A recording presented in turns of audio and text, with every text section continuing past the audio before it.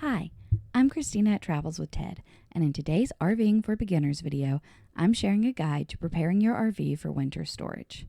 Step 1. Turn off propane. It's always a good idea to turn off your propane when you are away from your RV. If your RV is being stored outdoors in a well-ventilated area, simply turn off the supply valves on your propane tanks. For RVs being stored in an enclosed area, the propane tank should be removed from the RV and stored securely in an upright position in a well-ventilated area. Step 2. Charge the battery. The house battery should be fully charged and then disconnected to prevent it from dying while in storage.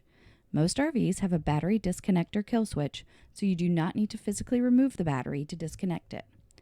However, if the RV will not be in use for several months, or if the RV is being stored in very cold weather, you may want to remove the battery and place it on a trickle charger to keep it from dying and freezing. Step 3. Check and repair all exterior seals. The seals around window doors and exterior storage bays need to be checked and repaired regularly. Before putting the RV into storage, inspect the seals for cracks, chips, or thinning. Apply new sealant anywhere you find damage. Keeping your seals secure will help keep water out of your RV during the storage season. Step 4. Check for rodent entry points. The entire exterior and interior of your RV should be checked for holes and gaps where mice and other rodents could enter your RV.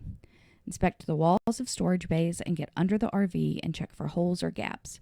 Repair all holes found, even if they are small, as mice can squeeze through a hole as small as a dime. The RV should also be thoroughly cleaned, and all food items should be removed. Any tasty odors left behind are likely to attract mice and other critters. Step 5. Defrost and open the refrigerator. Defrost your refrigerator by simply turning off the power and opening the fridge and freezer doors. Place dry towels in the fridge and freezer to help soak up melting frost. Once the refrigerator is defrosted, use towels to completely dry the inside. Leave the doors to the refrigerator open while the RV is being stored, and place damp rid buckets inside to soak up any moisture. Step 6. Winterize the plumbing.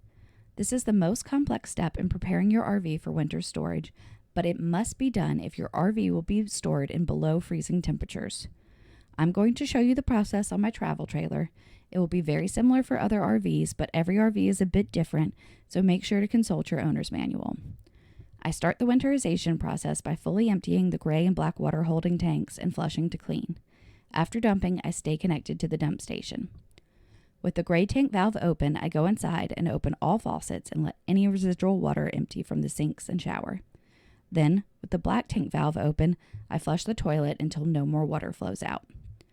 If your RV comes equipped with an ice maker, washing machine, or outdoor shower or kitchen, make sure to open their valves and drain all the water from these appliances and their connected lines. I also drain the fresh water tank. Most RVs have a drain valve under the RV that can be opened to quickly release all the fresh water.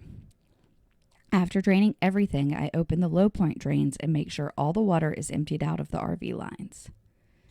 Next, I drain and bypass the water heater. The water heater has been off, so I don't have to worry about the temperature of the water. I just open the pressure relief valve and remove the plug and allow the water heater to drain. I replace the plug before putting the RV in storage so I can't lose it again. Then I go inside and bypass the water heater. At this point, I can close the tank valves and disconnect from the dump station, and I also close the fresh water drain valve. Next, I'm going to pump non-toxic RV antifreeze through the water lines. Note, I'm just using colored water in this video since I am filming this tutorial, but don't actually need to winterize my RV. If you have a larger RV, you may need more than one bottle of antifreeze, so go ahead and buy 2 or 3. In my travel trailer and many RVs, there is a winterization hose connected to the water pump.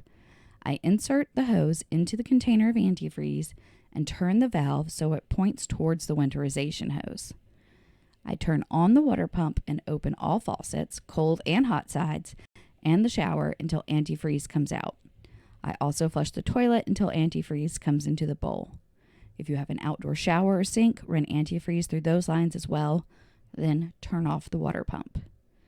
Now, I pour about 1 cup of the non-toxic RV antifreeze into the kitchen sink drain, bathroom sink drain, and shower drain so it will rest in the P-traps. Then I also add a little antifreeze to the black tank flush, as this line is not connected to the water pump. You need to add antifreeze or blow out the line with air for any lines that are not connected to your water pump. This may include the black tank flush, fresh water, and city water. Start over. Finally, close up the RV. Before leaving the RV in storage, make sure all windows, doors, and roof vents are securely closed. Place insect screens over all exterior appliance vents to prevent wasps and other bugs from nesting inside your appliances, and lubricate all door hinges and locks to help prevent them from sticking in the spring. Thanks for watching, and